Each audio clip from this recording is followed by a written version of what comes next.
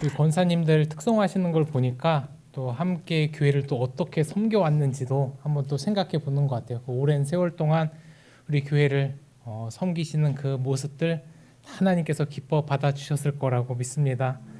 이렇게 마지막 또 이렇게 마르다 가장 또 언니들로서 이제 교회 함께 할 텐데 계속 함께 건강하게 또 즐겁게 풍성하게 함께 신앙생활했으면 좋겠습니다. 그 위해서 늘 기도하겠습니다. 오늘 이 빌라도의 이야기를 함께 볼 텐데요. 이 빌라도의 이야기는 역사적으로 굉장히 좀 중요한 사건입니다.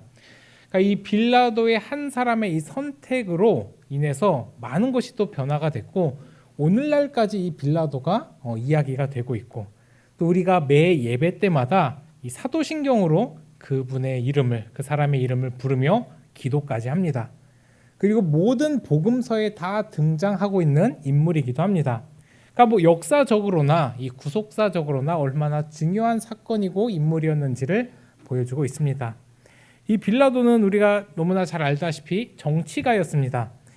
이 백성을 다스리는 정치가이기도 했지만 좀 부정적인 의미에도 해당되는 정치가였습니다. 우리가 뭐 일반적으로 정치가들이 정치한다라고 이야기를 하면 나라와 백성을 바로 잘 다스린다라는 의미입니다. 그래서 사회의 수많은 갈등들, 문제들 이런 것들을 해결하는 것이 바로 정치입니다. 이렇게 좋은 의미로 사용이 되는 단어인데 이 빌라도가 사용했던 또 하나의 다른 이야기는 이렇습니다. 이 또 부정적으로 사용되는 정치적 의미가 뭐냐면 개인이나 집단의 이익과 권력을 얻기 위해서 사회적으로 교섭하고 정략적으로 활동하는 일을 이야기하기도 합니다. 한 예로 쉽게 이야기를 하면 이겁니다. 오늘 나와 있는 본문에서 무리를 충동한다라는 이야기가 나옵니다. 그러니까 무리를 선동을 해서 다른 사람들을 이용을 해서 자신에게 이익을 챙기는 이런 행동들, 이것을 또 정치적이라고도 이야기를 합니다. 이건 뭐 학교에서도 존재를 하고 또 어린 아이들에게도 존재하는 그런 단어이기도 합니다. 자신의 이익을 위해서 다른 사람들을 희생시키고 또 무리를 막 모아 선동해서 다른 한 사람을 공격하는 이런 행위이기도 합니다. 빌라도가 이 두 가지가 다 포함된 정치가였습니다. 그래서 그는 이 진리보다는 자신에게 이익이 되는지 아닌지를 먼저 두고 선택을 했던 사람들 중에 하나였는데, 근데 이런 사람들의 가장 큰 문제점이 뭐냐면 권력을 가지게 되면 이런 사람들이 더 무서워진다라는 겁니다. 그래서 자신의 이익을 위해서라면 다른 사람들의 고통은 아무 상관이 없기 때문입니다. 내가 이익을 얻기 위해서 다른 사람들이 희생을 하면 좀 마음이 아프고 미안할 법도 한데 전혀 그런 마음이 들지가 않습니다. 이 빌라도가 그랬습니다. 예수님이 재판에서 죄가 없는 걸 알았습니다. 그런데 자신의 이익을 위해서 사형을 선고를 합니다. 그러니까 예수라는 한 사람이 목숨을 잃게 되는 그런 상황, 굉장히 슬픈 상황임에도 불구하고 자신의 이익을 위해서 그렇게 선택을 내려버립니다. 뭐 어쩔 수 없었다라고 하기에는 한 사람의 목숨을 자신의 이익을 위해 선택하는 너무 끔찍하고 어리석은 행동이죠. 실제로 빌라도가 그런 선택을 한 이유적 이 배경을 좀 보면 이렇습니다. 밀란이 일어날까 합니다. 그리고 또 백성들에게 만족을 주기 위해서 사형을 선포를 합니다. 이 당시 빌라도는 여러 가지 이유로 이 유대인들에게 민심을 잃어버린 상태였습니다. 그래서 이 민심을 잃었기 때문에 그 유대인들의 반감을 사고 있었고 또 이 눈치를 볼 수밖에 없는 그런 상황이었기 때문에 이런 상황 속에서 재판을 맡은 이런 것들을 볼 때 또 자신이 원하는 것들을 얻어내야 된다라는 그런 마음을 먹은 것을 볼 수가 있습니다. 그 의도가 오늘 함께 읽은 이 1절에도 나옵니다. 1절을 보면 재판을 새벽에 시행을 하는 걸 볼 수가 있습니다. 이 당시에도 그렇고 지금도 당연한 이야기지만 재판을 새벽에 진행할 수는 없습니다. 그런데 불법적으로 자신이 원하는 것을 얻어내기 위해서 이렇게 새벽에 재판을 진행을 합니다. 그리고 신문을 할 때도 자신이 원했던 재판의 결과를 얻어내기 위해 신문을 합니다. 근데 아무리 막 신문을 하고 야 다른 사람들 봐 너를 이렇게 많이 고소를 하는데 왜 아무 말이 없어? 라고 이렇게 따지듯이 이야기를 하는 걸 보면 알 수 있듯이 막 원하는 결과를 이렇게 얻어내려고 하는데 아무것도 얻어내질 못합니다. 그리고 신문을 하고 재판을 하면 할수록 잘못이 없다는 걸 깨닫습니다. 그렇게 빌라도 자신이 본 예수님은 죄가 없으셨습니다. 객관적으로 봐도 아무 죄가 없는데 사형을 내려버립니다. 자신이 훗날 후대에 어떻게 평가를 받게 될지도 모르는 채 이러한 중요한 일 앞에서 자신의 이익을 따라 결정을 내립니다. 근데 이게 빌라도가 생각하기에는 자기 자신이 아주 최고의 선택을 한 겁니다. 최고의 방법이었고 자신의 정치적 위치를 세울 수 있는 기회이기도 했습니다. 유대인들의 말을 잘 들어서 밀란도 잠재우고 또 이렇게 함으로써 로마 정부의 신임도 얻고 그렇게 최고의 선택으로 봤습니다. 그렇게 철저하게 계산하고 생각하고 자신의 이익을 따져가면서 선택을 합니다. 근데 결국 이 어리석은 한 인간의 선택이 역사적으로 어떻게 평가되는지는 우리가 말하지 않아도 다 알고 있습니다. 바둑으로 예를 들면 자충수를 둔 겁니다. 이 뜻은 일상에서는 스스로 한 행동이 자신에게 어떤 불리한 결과를 가져오는 것을 뜻을 하는데요. 자업자득과 같은 말입니다. 어떤 수를 두어야 하는 그런 선택의 기로에서 선택을 할 때 참 많은 고민이 드는 건 사실입니다. 그래서 빌라도도 많이 계산을 하고 이익을 따져서 선택을 했는데 결국 잘못된 선택을 하고 맙니다. 근데 우리가 이 빌라도의 이야기를 함께 보면서 잘 생각해 봐야 될 것이 하나가 있습니다. 뭐냐면 바로 우리도 이런 빌라도와 같은 어리석은 선택을 할 수도 있다는 사실입니다. 과연 우리가 이 빌라도를 마음껏 비난할 수 있을 만큼 항상 선한 선택만 하느냐? 사실 그렇지 않을 때가 많기 때문입니다. 우리도 한 사람을 죽여가며 사형을 하며 그런 권력이 있진 않지만 우리도 우리의 계산 안에서 철저하게 이익을 따져 선택할 때 또 우리의 편협한 생각으로 우리의 이익과 유익과 이런 많은 것들을 계산을 하면서 선택을 할 때 하나님보다는 나를 위한 선택을 하는 경우가 생각보다 많기 때문입니다. 물론 이 빌라도 정말 큰 잘못을 했습니다. 그럼에도 우리 역시 이런 실수를 범할 수 있다라는 사실입니다. 하나님이 기뻐하시는 선택을 할지 아니면 내가 기쁜 선택을 할지에 대한 이런 계산 속에서 철저하게 우리의 유익을 위한 선택을 하는 것이 우리의 삶을 스스로 돌아봤을 때 굉장히 많기 때문입니다. 이 성경에는 빌라도뿐만이 아니라 이런 이야기들이 굉장히 많이 나옵니다. 그리고 하나님은 이런 선택을 했을 때 또 안 좋은 결과로 또 매를 드시기도 합니다. 특히 이 사사기를 보면 이런 비슷한 선택을 했던 한 이야기가 나오는데 이스라엘 백성들의 이 편협한 선택과 어떤 그런 생각으로 잘못된 시작을 하는 그 시작이 바로 이 사사기입니다. 무엇을 선택을 했냐면 이제 이 유목 생활을 마치고 농경 생활을 해야 되는 그 기로에 서져 있습니다. 이제 하나님께서 약속해 주신 가나안 땅 들어갔습니다. 이제 가나안 족속들 다 이겼습니다. 승리를 했어요. 그래서 이제 떠돌이 생활을 이제 그만하고 이제 드디어 농경 생활을 하고 정착을 하면서 살 수 있는 엄청난 은혜를 입었습니다.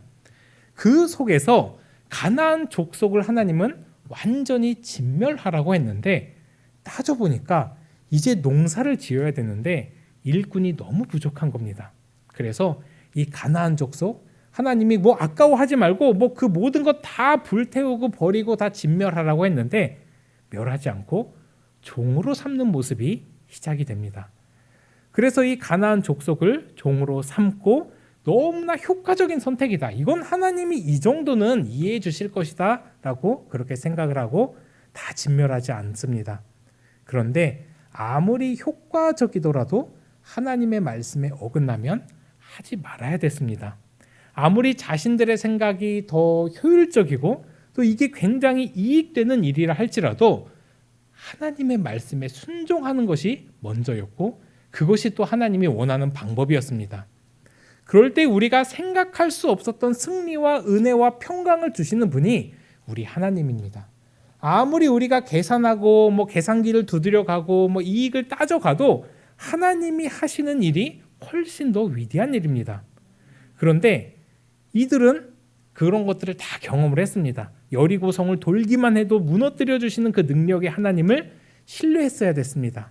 그런데 그들의 효과적인 방법으로 가나안 족속 다 진멸하지 않고 그대로 놔둔 결과 사사기 시대가 지나고 이제 사울 왕, 다윗 왕, 이 다윗 왕 이때에서부터 가장 힘들게 했던 그 족속이 누구냐? 바로 이 가나안 족속입니다. 말만 들어도 지긋지긋한 이 블레셋 역시 가나안 족속입니다.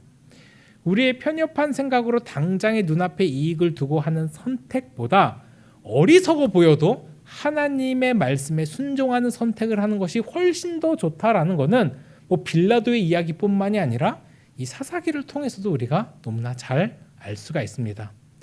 따라서 우리가 이 말씀 앞에서 우리가 어떤 선택을 할 때 내 계산과 이익이 아닌 오직 하나님의 뜻에 맞추어지기를 간절히 소원합니다.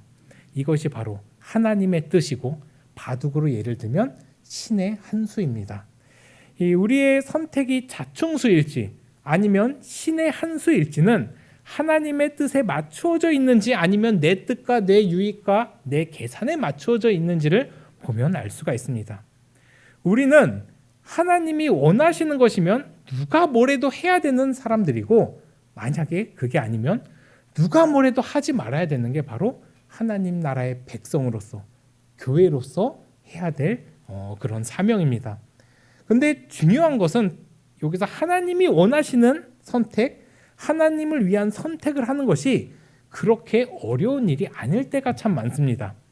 특히 하나님이 제일 기뻐하시는 예배의 자리를 지키는 일, 사실 이전에 우리 선조들의 일들을 보면 목숨 거는 그 일로 이 예배를 지켜가는 모습들을 함께 잘 봤습니다. 근데 이 예배의 자리를 지키는 일은 목숨을 걸고 하나님을 섬기겠다라는 그 일보다는 사실은 조금 우리의 내면을 솔직하게 들여다보면 귀찮고 피곤해서 혹은 내 육신의 만족을 위해서 선택을 할 때가 많습니다. 헌신을 할 때도, 우리가 다른 어떤 교회를 섬겨갈 때도 하나님이 기뻐하시는 일이 분명함에도 당장에 나에게 유익한 일 때문에 외면할 때도 많습니다. 그렇게 하나님의 뜻이 아닌 내 유익과 계산에 맞춰서 선택하는 이런 많은 모습들이 처음에는 별거 아닐 수 있습니다. 그런데 이것이 쌓여가다 보면 결국에는 우리도 어떤 선택에서 당연하게 하나님보다는 나를 위한 선택을 하는 모습으로 자연스럽게 흘러갈 수가 있기 때문입니다. 그리고 또 이런 선택의 많은 기로에서 우리 역시 빌라도와 같은 사람이 될 수 있다라는 경고의 말씀을 오늘 이 본문을 통해서 우리에게 주고 있기도 합니다. 따라서 우리는 하나님 편에서 그게 옳은 행동이면 누가 뭐래도 하나님이 기뻐하시는 선택을 하는 우리 모두가 되기를 소원합니다. 사실 그것 하나로 충분합니다.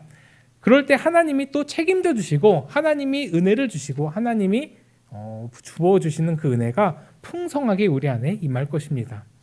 우리가 세상의 이익을 따져가면서 계산적으로 한 수 한 수 아무리 애쓰면서 둔다 하더라도 결국 우리 머릿속에서 나올 수 있는 것은 자충수일 가능성이 굉장히 큽니다.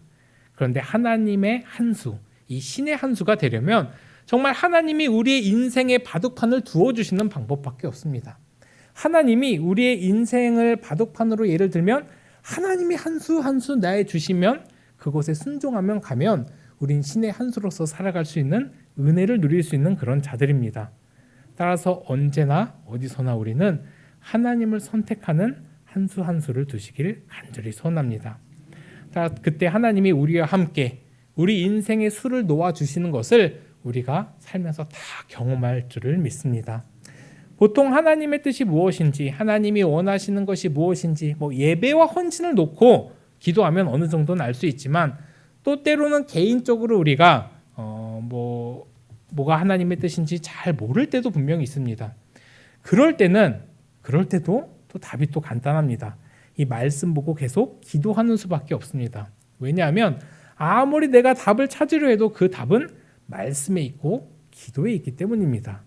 이 신의 한 수가 이 말씀과 기도에 있는 줄을 믿습니다. 그래서 우리는 늘 이 말씀의 자리, 또 이 기도의 자리를 힘써 지켜야 되는 것입니다. 그렇게 하나님이 원하시는 쪽으로 선택을 해가는 겁니다. 이 세상에서 보면 빌라도와 같이 이 로마나 힘 있는 유대 권력자들의 편에 서야 성공을 합니다. 그렇게 해야 당장에 나에게 이익이 주어집니다. 정말 바보같이 진실하고 정직하고 남들 다 하는 세상 하는 것 안 하고 하나님만 외쳐서는 세상에 뒤처질 것만 같습니다. 이 광야에서 메뚜기와 석청을 먹으면서 회개하라라고 선포했던 이 세례 요한 같은 사람은 오늘날 바보 취급받기가 딱 좋습니다. 그러나 우리가 반드시 알아야 될 것은 이 세상의 주인은 세상이 아니라 하나님이란 사실입니다. 따라서 우리는 그 세상의 주인, 이 모든 만물의 주인이신 하나님을 선택해야 될 줄 믿습니다. 우린 살면서 참 많은 이 선택의 기로에 있습니다. 오늘 하루만 봐도 우리가 참 많은 선택을 했을 것이라고 생각을 합니다. 이 오후 예배 자리를 두고도 많은 고민이 있었을 겁니다. 그 길 위에서 우리의 선택이 우리의 이익과 계산에 따라 움직일 때가 많은 것도 현실입니다. 하지만 이게 우리의 어떤 선택의 당연한 모습이 아니라 우리가 정말 하나님이 기뻐하시는 선택을 하며 하나님이 우리의 인생의 한 수 한 수를 놓아주시는 그 은혜를 경험하기를 간절히 소원합니다. 이게 계속 쌓여가다 보면 신앙도 효율적으로 하는 것이 어떻게 보면 당연하다라고 생각하는 그 결과를 초래하기도 됩니다. 이 잘 살면 잘 살수록 또 나라도 이 좀 선진국이 되면 선진국이 될수록 나에게 유익하게 예배를 드리는 경우가 참 많습니다. 특히 미국을 보면 유럽을 보면 이 기독교의 성지 그리고 기독교가 가장 부흥했던 그 태어났던 그곳에만 봐도 이 교회의 쇠퇴와 함께 일어나는 이 현상이 바로 이 예배에 대한 타협부터 시작이 됩니다. 그렇게 안 해도 하나님이 다 사랑한다고, 그렇게 안 해도 우리가 구원받는데 큰 문제가 없다고, 우린 하나님의 자녀인데 변함이 없다고 하나하나씩 그렇게 타협해 갑니다. 근데 이 조그맣게 타협했던 그 하나가 결국엔 기독교 전체를 무너뜨리는 것은 우리 역사를 봐도 너무나 잘 알 수가 있습니다. 아직은 우리에겐 기회가 있습니다. 그렇게 우리가 우리 인생을, 우리 어떤 신앙생활을 내 이익과 효율로 인해 어겨버리는 그런 삶이 아니라 하나님을 위해 선택하기를 간절히 소원합니다. 그렇게 우리는 빌라도처럼 우리 마지막 절 15절만 한번 보면 무리에게 만족을 주고자 하여라는 이 표현을 따르는 자들이 되지 않기를 소원합니다. 우리가 무리에게, 다른 사람들에게 혹은 가족에게 혹은 나에게 만족을 주기 위한 선택보다는 하나님을 위한 선택을 하기를 소원합니다. 따라서 우리는 하나님을 위한 삶을 살아가는 존재가 되어야 될 것입니다. 그래서 우리의 인생이, 우리의 주인이 하나님임을 반드시 기억하며 그렇게 하나님을 선택하는 우리 모든 신월동교회 성도님들 되기를 간절히 소원합니다.